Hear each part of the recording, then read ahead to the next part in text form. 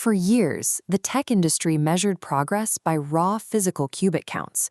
Companies raced to announce processors with hundreds, then thousands of components, while a severe underlying hardware flaw remained hidden behind those rising numbers. Quantum states are incredibly fragile. It's a physics problem known as decoherence. A barrage of errors, engineers relied on brute force engineering. They built increasingly massive, bulky machines, hoping that sheer volume would allow the system to outpace the inevitable crashes. The strategy shifted in 2026 toward the creation of stable logical qubits. Engineers began binding hundreds of erratic, vibrating physical qubits together, shielding them inside a single, stable geometric unit. A computer's ability to survive environmental noise now dictates its success.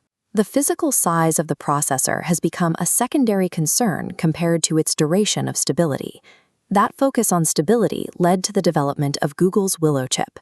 Willow is the first hardware to successfully run the quantum echoes algorithm, which actively suppresses internal errors as they occur. This chart contrasts Willow's speed against traditional computing power. Willow completed calculations 13,000 times faster than the Shenwei Taihu Lite, a classical supercomputer that requires these massive, room-filling server cabinets to operate. Google executed this verifiable quantum advantage on live hardware. The breakthrough moved the technology out of the laboratory simulation and into a functioning physical system. With the errors suppressed, the system successfully mapped complex molecular structures, a specific capability that requires tracking millions of simultaneous electron interactions. Mastery of error correction transforms quantum computing into a deployable tool. It provides a path for pharmaceutical and chemical companies to simulate molecular behavior with a level of detail that was previously impossible. Two distinct hardware architectures are now competing to scale these fault-tolerant systems. On one side are academic partnerships led by QIAs, drawing on research from institutions like MIT and Harvard. QIAs uses a neutral atom architecture. Instead of using superconducting circuits, they use precise laser arrays to trap and manipulate individual atoms inside a vacuum.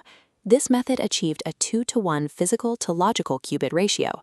It represents a significant jump in efficiency, requiring only 2 physical atoms to sustain one stable logical qubit.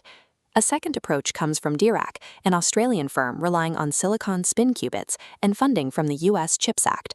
Dirac's strategy relies on the standardized silicon wafer.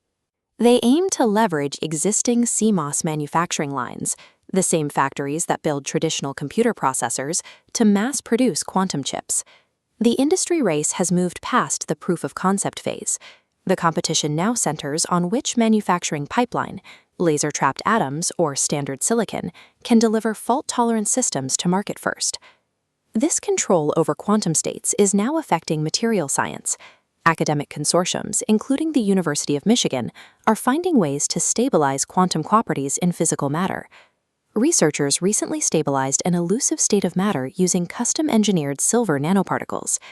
This material exists as an intermediate state during crystal transformations, a phase that was previously too unstable to observe. These 14-sided nanoparticles act like microscopic blocks. Coated with flexible molecular chains, they interlock, forming a dense repeating lattice. In this state, electrons and passing light waves perfectly synchronize. This creates deep, strong light-matter coupling, where matter and light become quantum mechanically entangled. These quantum optical effects occur at stable room temperatures. The material maintains its properties without the need for extreme environmental isolation.